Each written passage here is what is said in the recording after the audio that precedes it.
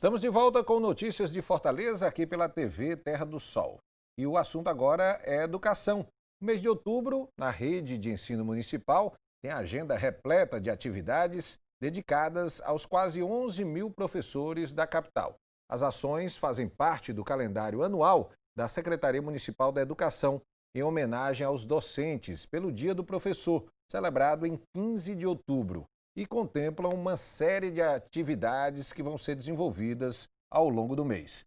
Nós estamos recebendo aqui no estúdio as professoras da rede municipal de Fortaleza, a Francisca Paloma Almeida Vital, a Cássia Calandrini Ribeiro e a Jaísa Helena Moisés Fernandes. Todas elas participaram da concepção do livro Professor Autor, fazendo história, trocando figurinhas, contando suas experiências em sala de aula.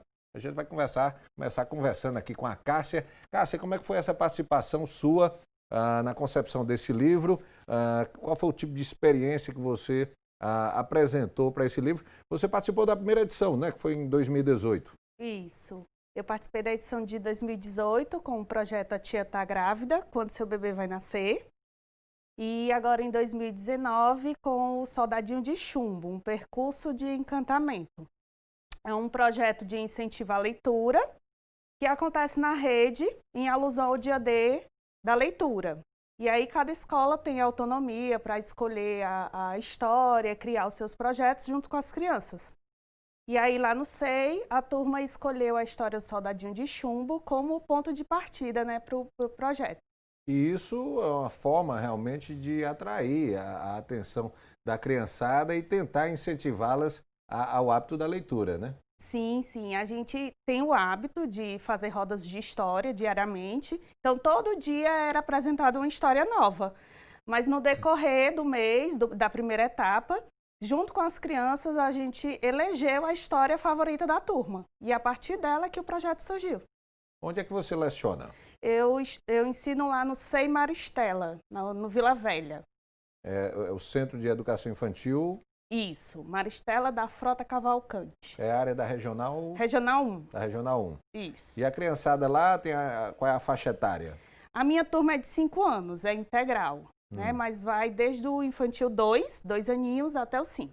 É um período que você considera essencial para cultivar realmente na criança o hábito de ter acesso ali aos livros infantis? Sim, é crucial o hábito da leitura, o exemplo, o modelo, né? Às vezes o acesso deles também na escola chega a ser o primeiro, o principal, então a gente incentiva de todas as maneiras. Paloma, e você? Leciona em que escola aqui de Fortaleza? No SEI Mário Quintana, que é na Regional 1, que é vizinho ao SEI Maristela. Também a área da Regional 1? Sim. E você participou aí da concepção do livro em que ano? No ano de 2017, que foi 2018, a primeira edição, e nesse ano de 2019, 2020, que é a terceira edição. Você também leciona para alunos na faixa etária de 5 anos também? Não, são bebês. São bebês. Infantil 1, né, que vai de 11 meses, dependendo da entrada da criança, até 2 anos e 9 meses. 2 anos e 9 meses, por aí, nessa faixa. E como foi tua participação aí no preparo do livro? Qual foi o trabalho que você apresentou? Ele é um fragmento de um projeto maior que se chama Do Homem Azul, As Profundezas do Mar. E aí, à medida que a gente vai construindo o projeto com a criança, a gente vai tirando alguns fragmentos, porque eles geram muitos relatos.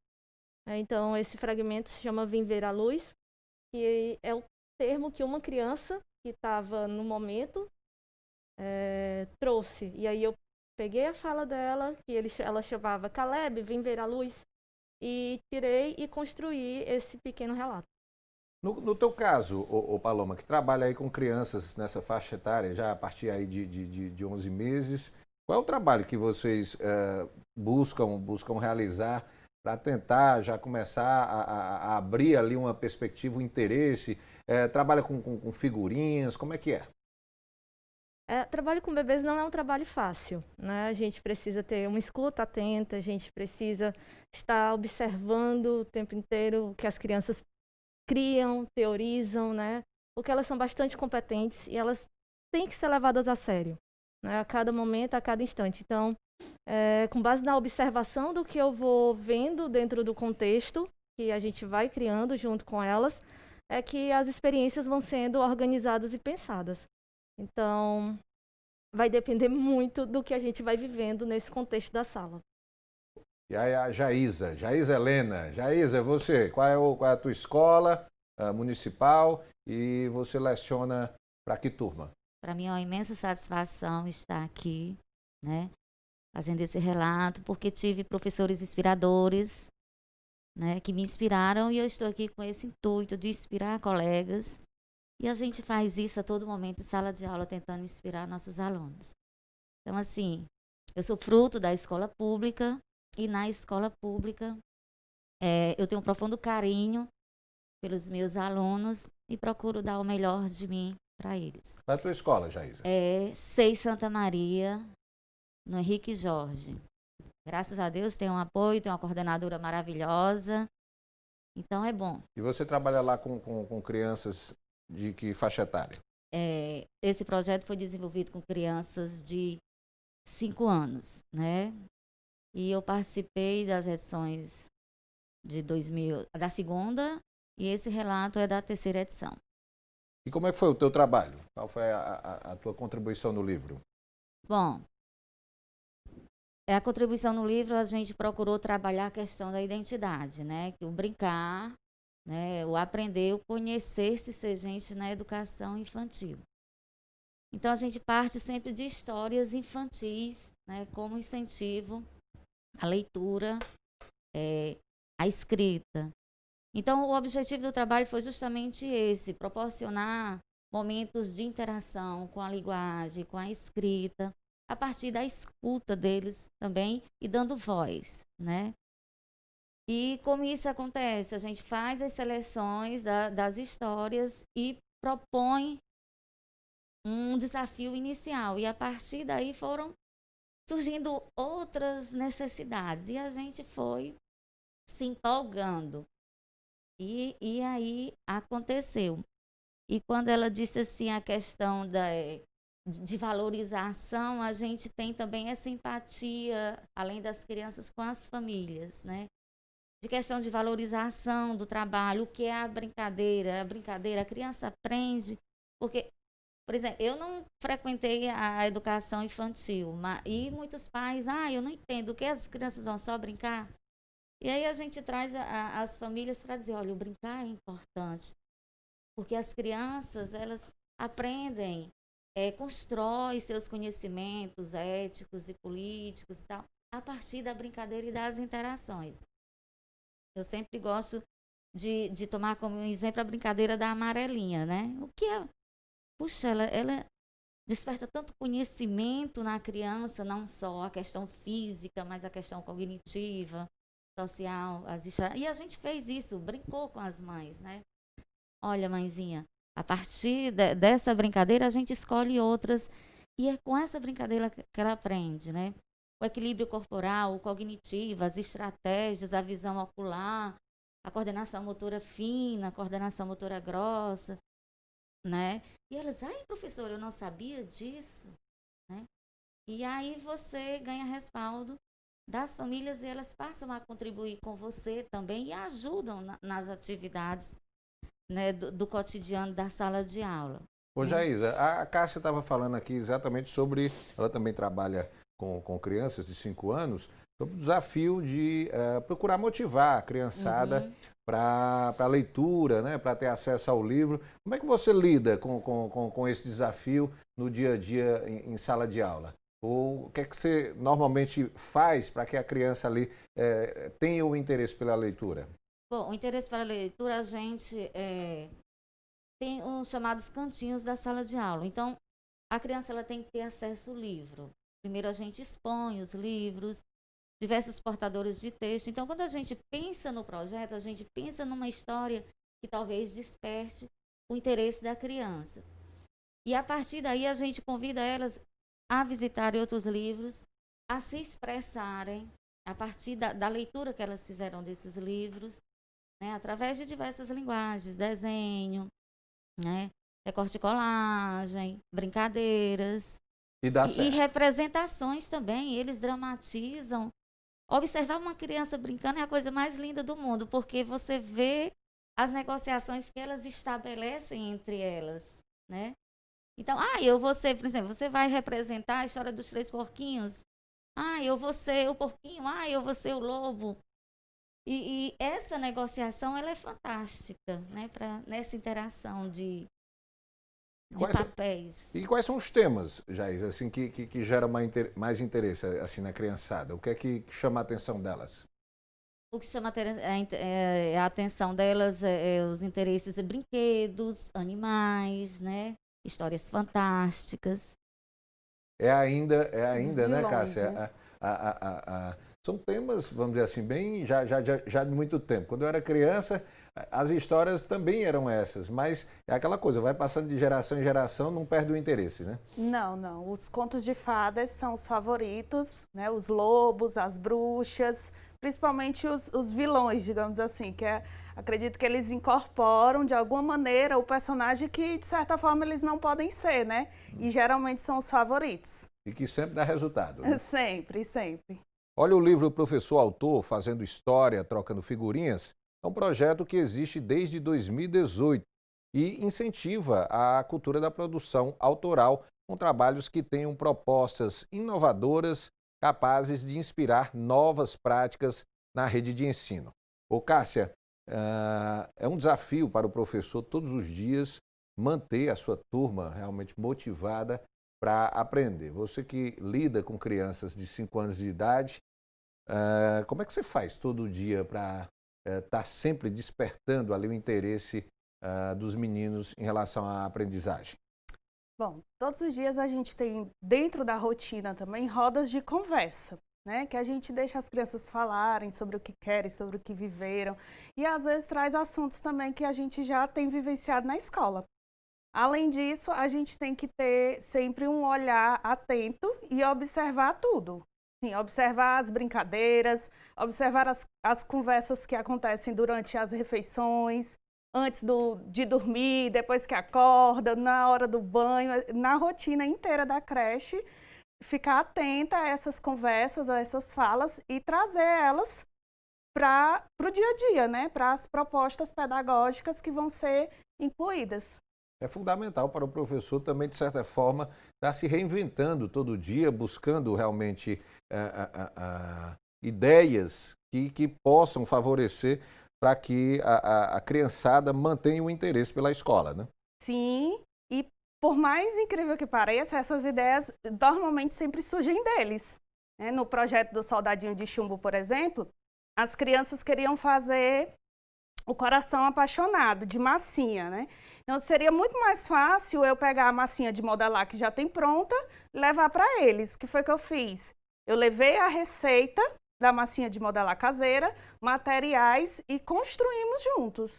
Né? A partir do interesse deles de querer construir algo com a massinha, a gente fez um trabalho pedagógico em cima disso. Ô Paloma, e você, que lida com uma criança ainda mais novinha, ainda está naquele processo de formação, de entender um pouco as coisas, o que é que você faz no dia a dia para tentar ali fazer com que aquela criança ali comece a despertar esse interesse? É como a Cássia trouxe, a gente precisa estar em constante observação e pensar em como nós vamos organizar os contextos investigativos, pensar nos organizadores da prática, né, que são tempos, espaços, materiais. E tudo isso a gente vai tentando retroalimentar um planejamento. Esse contexto do Vem Ver a Luz, ele foi um improviso, né? Ele surgiu de algo improvável do cotidiano, porque eu estava organizando o espaço da sala para uma proposta e as crianças entraram, viram o projetor, né, que é a lousa mágica que as instituições, algumas possuem, e ficaram super interessadas pela projeção da luz. E aí, eu poderia sim trago uma relação vertical com elas de autoridade, ou sai da sala, né? Eu estou precisando organizar isso, né? Mas aí a gente, dentro de uma escola democrática e participativa, a gente deve pensar uma relação horizontal. uma relação de cooperação, uma relação respeitosa, dialógica com esses bebês. E algo que poderia ter passado como algo normal, como algo banal, né, eu consegui ver, né, uma experiência potente. Né? Então, as crianças, elas vão trazendo isso para a gente no cotidiano, mas a gente precisa, sim, estar aberto. A gente precisa estar respeitoso para essa criança, né? Para o que elas vão trazendo de conteúdos, né? Que a gente... Essa atividade que você realizou foi com projetor, né? Sim, é uma lousa digital que foi entregue pelo MEC em 2000 e alguma coisa, eu não lembro. E como é que foi a reação das crianças? Elas vinham interessadas pelo tudo que era sonoro. As crianças brincando no parque, elas ficavam olhando da sala. Quando a gente passava perto da cozinha, elas ouviam os barulhos da cozinha e ficavam interessadas, né? E também surgiu uma história de um homem azul, que eu passei esse percurso. Esse fragmento é de abril, e eu passei o mês de março inteiro procurando o que era este bendito homem azul, né? Porque a gente deve seguir as crianças, mas a gente também precisa ser um professor pesquisador e curioso. E quando eu finalmente descobri o que era o homem azul, que era aqueles homens da TIM, da propaganda, Jesus, eu comecei a criar um contexto que trouxesse sonoridades. E aí as crianças, na verdade foram 3 crianças, a Ana Júlia entrou na sala e viu a luz e chamou Caleb da porta. E disse: "Ei, Caleb, vem ver a luz." E aí o Caleb gostava muito de brincar com ela, foi e entrou na sala. E aí eles viram a luz, viram a projeção, ficava passando na frente da luz. Começaram a ver que a luz, quando ele se aproximava, aumentava na barriga deles, ou então diminuía, né? E aí eles começaram a observar esse elemento, que é algo tão rotineiro para a gente, uma luz, mas para a criança, né, o mundo traz muitas possibilidades, né, criativas, de criação, de brincadeiras. E com o passar do tempo, a gente foi experimentando essa lousa, né, e as crianças foram criando mais elementos possíveis com essa lousa, e a gente também vai alimentando. A gente colocou alguns elementos que dava para dar transparência, opacidade, né, cobrir a luz totalmente, descobrir a luz, né, e aí as crianças foram experimentando de todas as maneiras possíveis. Ô Jaísa, normalmente o professor, ele é um vocacionado, né?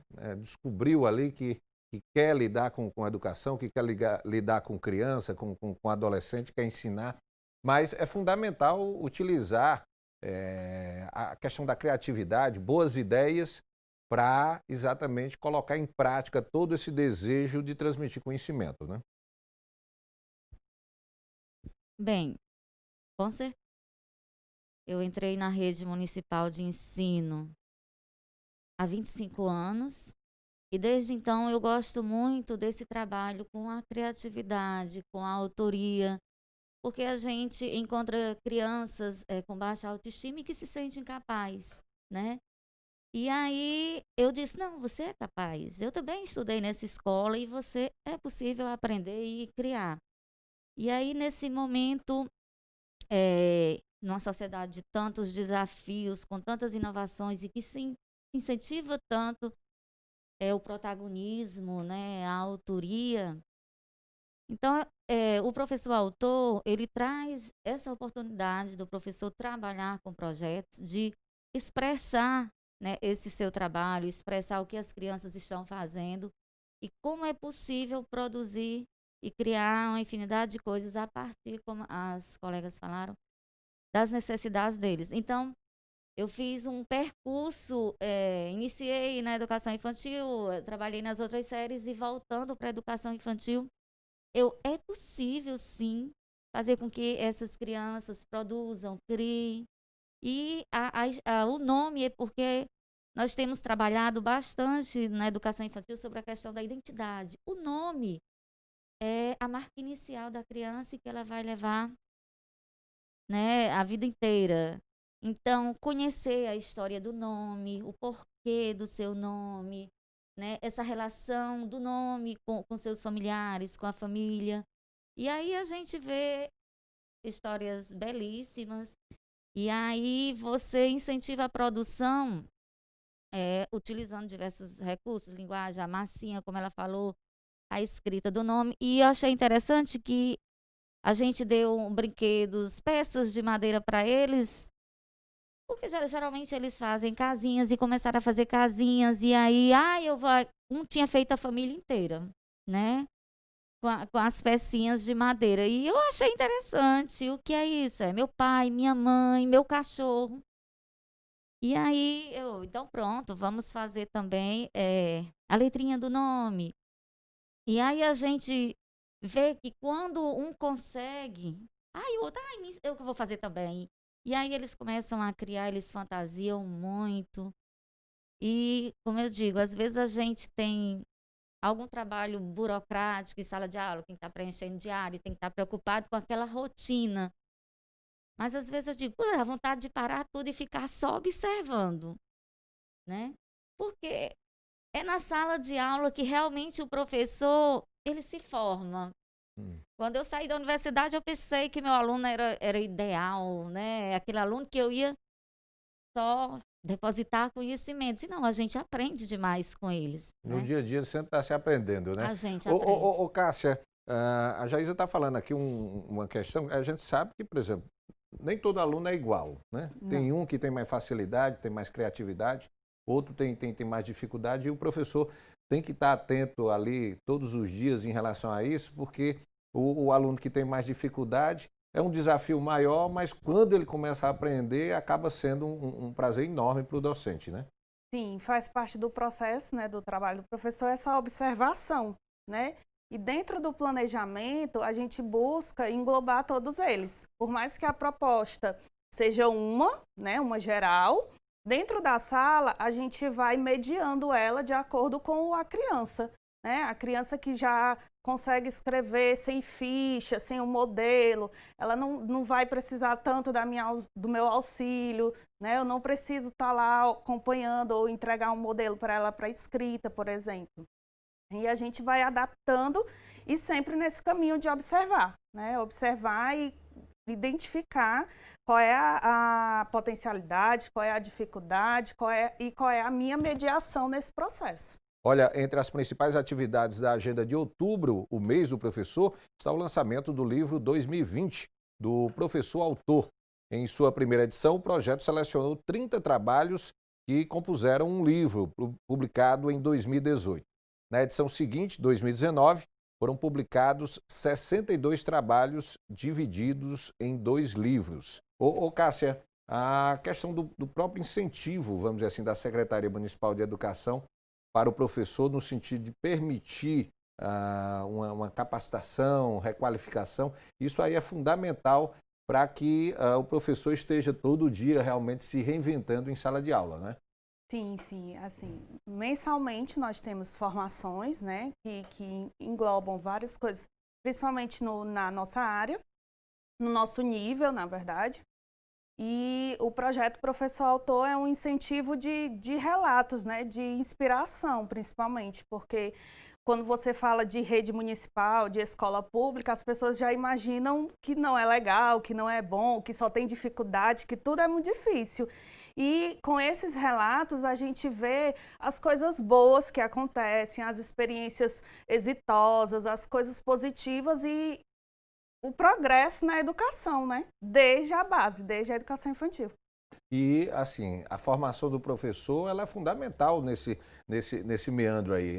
É necessário o professor estar sempre realmente procurando se capacitar mais para prestar um bom serviço em sala de aula, né? Verdade, assim, não dá para parar de estudar, terminou a faculdade, pensa que concluiu, você professor, está muito enganado. Os contextos assim, de estudo diário, de muita leitura, né, principalmente para a gente poder estar se adequando e se adaptando a essa realidade, né, a criança que está ali ligada e querendo saber de tudo, sabe às vezes mais do que a gente, então a gente tem que estar buscando o tempo todo. Hein, Paloma, como é que você lida com isso, né? Essa questão de tem que se manter estudando, buscando realmente requalificação, capacitação para ter melhor desempenho em sala. Isso é fundamental, né? Qualquer área que seja, principalmente a educação, O professor ele deve, sim, estar continuamente nesse processo, desde a formação continuada, que ela é ofertada pela prefeitura, até as formações em contexto que acontecem dentro da escola, que são super importantes, né? Principalmente quando tem uma gestão compromissada, né? Que também te escuta, que também te ajuda nessa autoformação, porque não é fácil. E o livro do professor autor, ele não é só para, assim, ao meu ver, não é só para trazer relatos de experiências positivas, mas, e não somente para inspiração, mas é algo fundamental que a gente deveria fazer, que é sempre correlacionar teorias que a gente conhece com a prática. Então, todo professor deveria fazer esse exercício, porque é um alto exercício de reflexão. É um alto exercício de observar o que está acontecendo. Então, não é fácil. Quem vê, quem lê os artigos, pensa, nossa, foi muito simples, foi muito Fácil. fácil. Não é fácil, né? Você refletir sobre o que está fazendo na sala, junto com outros professores, junto com a coordenação, não é simples, né? É você realmente se abrir, né? Estar aberto ao que o outro tem a lhe dizer, ao que o outro tem a complementar, não só esse outro contexto comunidade escolar, mas também as famílias, né? Que contribuem amplamente com todo esse processo. Então, eu acho que para ser um professor de fato e propriedade, principalmente na educação infantil, que é uma etapa super importante, né? E você precisa, sim, estar continuamente lendo, estudando, buscando, dialogando com outras pessoas, né, que estão ali junto com você, de outras instituições, né, porque é isso que vai realmente fazer ser um professor pesquisador, um professor curioso, um professor atento, né, além do que a gente às vezes enxerga o que é ser um professor, né? A gente sabe que entre os professores é muito importante essa busca de troca de experiências. A rede municipal de ensino aqui em Fortaleza conta com a Academia do Professor. É muito importante também estar trocando essas experiências com outros professores de outras escolas, porque isso também ajuda muito a você tirar algumas dúvidas, não é? Sim. Eu converso demais com outros colegas, né, que são da rede, que são de outros distritos. Também faço parte de um grupo, né, de estudo que se chama Mirari, e ele tem contribuído bastante porque existem professores, existem coordenadores, existem assistentes, e isso ajuda muito a gente ver cada realidade. Porque o SEI Mário Quintana está dentro de um lugar, que é o Vila Velha, que tem uma cultura. Diferente do SEI Paulo Sarazate, que está na Regional 4, que tem outra cultura, que tem outra história. Por mais que nós sejamos rede, cada um carrega uma história, né? Então, isso traz algo diferente. Isso, nossa, que bacana, que ideia interessante que aconteceu lá, né? Vamos ver como é que pode ser gerido aqui. Não dá para fazer igual, é impossível. Mas a gente vai se inspirando uns nos outros e isso faz com que nós ganhemos, mas mais ainda, que as crianças ganhem, né? Porque isso é o importante, não é só trazer uma visibilidade, mas a gente ser um professor realmente, de fato, comprometido com a criança e com os direitos delas. Ô, Jaisa, você me falou uma vez que gosta muito de ler, né? Lê de tudo, gosta de leitura de maneira geral. Essa questão da capacitação, essa busca sempre por mais informação, por mais leitura, isso aí é fundamental para que o professor consiga, inclusive, muitas vezes até entender melhor o aluno, entender as necessidades dele, né? Sim, exatamente. O professor na sala de aula, ele não está ali sozinho, como a colega falou. Ele, para atuar a partir daquele contexto que está à sua frente, com aquela realidade que você vai interagir, fazer proposições e vai receber também demandas, você precisa dialogar com os autores, né? Com os teóricos que tratam da ciência da educação, né? Relativos não só à aprendizagem cognitiva, porque o mundo mudou. E quando eu digo que o mundo mudou, não me refiro só a questões de novas tecnologias digitais. O mundo mudou porque as pessoas mudaram, o comportamento, as relações devido a esses avanços também mudaram. Então, as demandas para as pessoas enquanto gente, enquanto ser também mudaram. Então, você, quando vai para a sala de aula, você não vai pensando só no cognitivo. O cognitivo, ele é fundamental, né? Para que o aluno, ele possa ser, o professor sendo autor, ele vai conseguir passar esse entusiasmo para a criança, de ser autora também, de realizar algo importante, né? Acho que é maravilhoso quando você vê a criança conseguir produzir um texto, ou um desenho, ou criar um brinquedo, né? Então, você leva esse povo, esses autores também para a sala de aula e você está aqui, puxa vida, bem que fulano de tal, é verdade, o cognitivo, ele está todo o tempo dialogando com o afetivo, né, com a questão motora, a questão social. Então, todos esses autores, eles perpassam o nosso cotidiano. Do início ao fim, eles estão conosco e aí a gente também vai fazendo descobertas, né?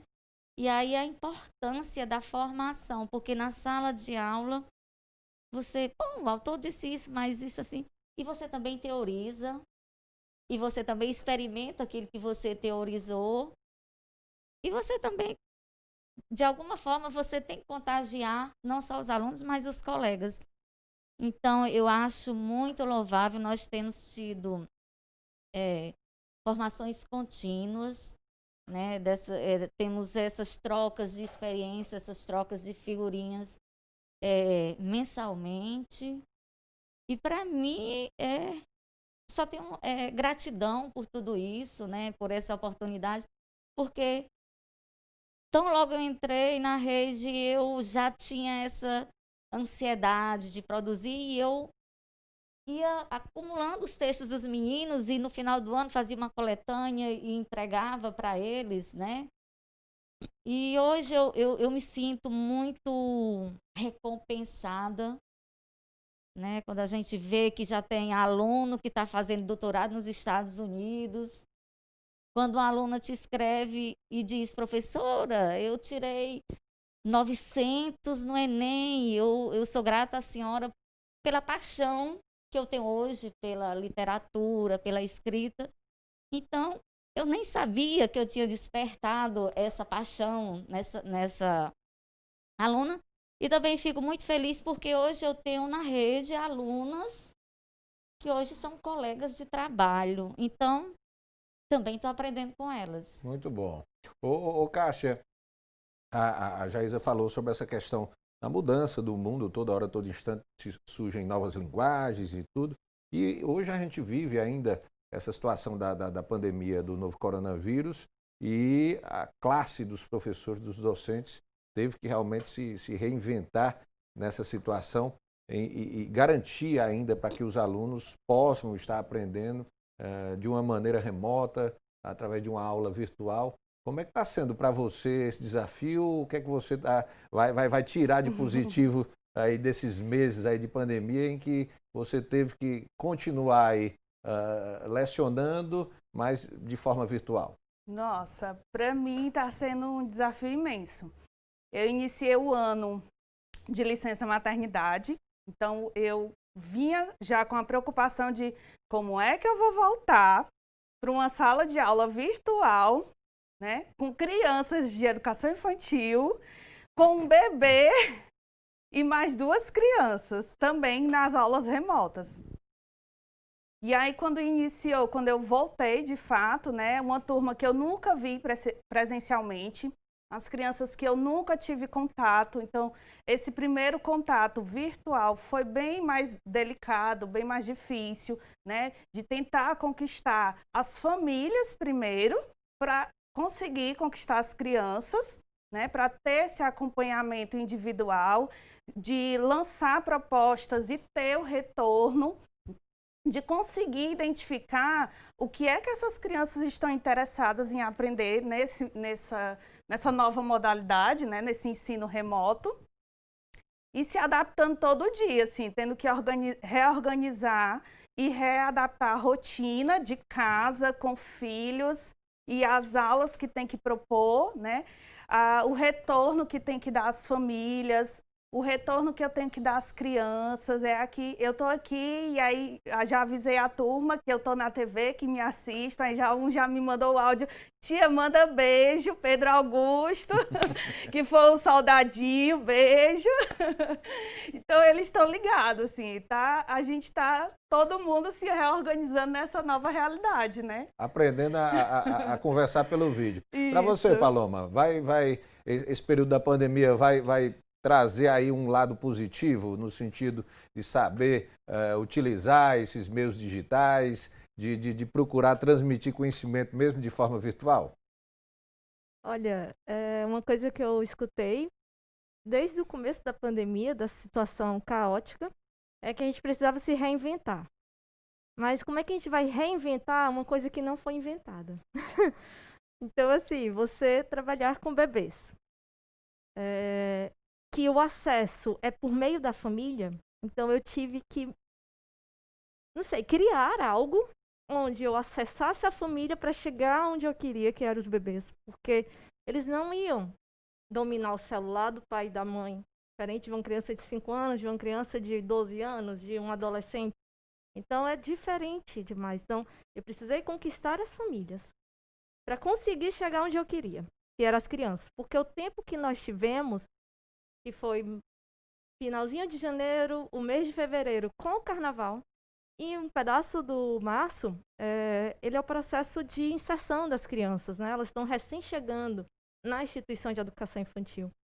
Então, não deu tempo criar, né, fortalecer esses vínculos. No teu caso, o papel da família é fundamental, né? Foi fundamental, né? Assim, eu precisei conversar muito com elas, eu precisei dialogar demais, abrir mesmo as janelas das casas, né, as portas das casas, os portões, e acessar essas famílias foi a principal motivação para poder chegar onde eu queria, que eram as crianças. E não está sendo fácil. Para quem acha que, mas agora já melhorou, eu não sei a que ponto, né, a gente melhora, porque tem uma série de dificuldades, né, que a gente precisa ir superando. Mas uma coisa que eu acho, pelo menos para mim, enquanto professor, que trouxe de aprendizado dessa pandemia não foi nem a questão da tecnologia, porque eu já nasci no mundo técnico-científico, né? Então, quando eu nasci, já tinha celular, já tinha, né, máquina de datilografar, essas outras coisas. Lá em casa era artefato que meus pais colecionavam. Não era algo que eles usavam mais. Mas o acesso ao conhecimento, eu acho que nem na universidade, nem na especialização, nem em qualquer grupo eu acessei tanto conhecimento como eu acessei agora, né? Seja a nível fora do país ou em outros estados, né? Essas lives, essas reuniões online, os congressos que a gente participa, que antes você tinha que ir lá no Rio Grande do Sul para assistir, a gente conseguiu ter todo esse acesso virtualmente. Então, eu acho que em 7 meses, 8 meses mais ou menos que a gente já está, eu nunca pude dimensionar a quantidade de conhecimento que eu consegui, né? Então, isso é muito favorável. E tu, Jaísa, como é que está se saindo, como é que está lidando aí com esses novos meios aí de comunicação entre professor e aluno? Sim. Eu ratifico as palavras das minhas amigas aqui, professoras, e confesso que no início eu até disse, não, eu não vou entrar nessa, eu não acho interessante esse ensino virtual, porque ele não se aplica para crianças, né? Em condições emergenciais é fundamental. Mas aí tive que me refazer nesse sentido e, graças a Deus, tenho acompanhado, até porque eu pensei que eu poderia estar levando outro problema para as famílias, né? Embora a gente saiba que hoje todo mundo está conectado, mas o nosso público, eles não têm acesso devido às dificuldades financeiras, né? Então, como é que eu ia dizer, mãezinha, agora você vai ter que comprar um celular, um chip para mim poder falar contigo propor as interações para vocês realizarem em casa. E aí uma mãe que às vezes não tem tempo nem de ver seu filho durante o dia, como é que ela ia ter esse tempo para... Mas aí, graças a Deus, veio a COEI está de parabéns. Eu me senti muito acolhida nessa minha aflição com a proposta da COEI, da minha coordenadora, Aline, que é uma menina, mas é muito competente, muito inteligente, muito tranquila. E aí eu disse, não, tá bom, então eu vou continuar assim e vamos tentar. E aí a COEI disse, olha, vamos propor vivências interativas para as famílias. Você leva atividades, propõe atividades do cotidiano que elas precisam, né, para se aproximar dos filhos, relativas, como a Paloma já citou, relativas ao sono, ao cotidiano delas, à saúde, né? E aí eu percebi que foi uma maneira assertiva de conduzir o processo, foi essa, né? Dizer, não temos escolha, vai ser assim mesmo. E vamos tentar contornar a situação, mas do caos, né? Do caos sempre vem algum aprendizado, alguma novidade, alguma coisa boa. E desse caos eu tenho visto coisas boas. Por exemplo, as famílias também fazem relatos das dificuldades que tiveram. Então, o que ocorre? Eu percebi que no início as famílias não interagiam. E aí eu fiquei desesperada. Elas não estão interagindo porque não têm condições. Vamos entrar em contato com as famílias, o que está acontecendo. Aí a gente tentava ligar, conseguia falar com algumas e outras não. Mãezinha, se a senhora não está conseguindo, a senhora faz o seguinte, faz a interação, pede o vizinho, o amigo, o parente que resiste. Quando a senhora puder, tiver internet, a senhora manda. E aí a coisa foi fluindo, foi acontecendo, as interações foram. E eu percebi outros ganhos nesse processo, porque a gente, muitas vezes, as mães, os pais, não se aproximavam para conversar com os filhos. Então, quando a gente faz a seleção das atividades, a gente seleciona histórias infantis, que eu não sei se vocês perceberam, as redes sociais, elas triplicaram, tiveram muitas postagens de experiências, de professores produzindo material e compartilhando.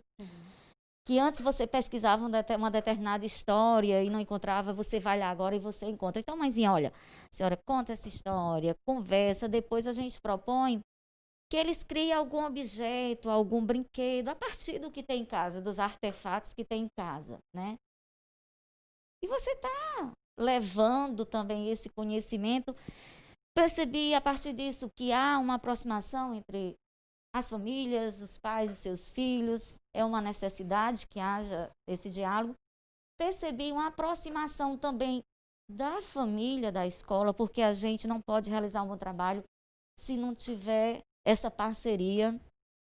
Então, eu achei que foram ganhos e que o processo está acontecendo, né? E todo dia está se aprendendo, né? Todo dia.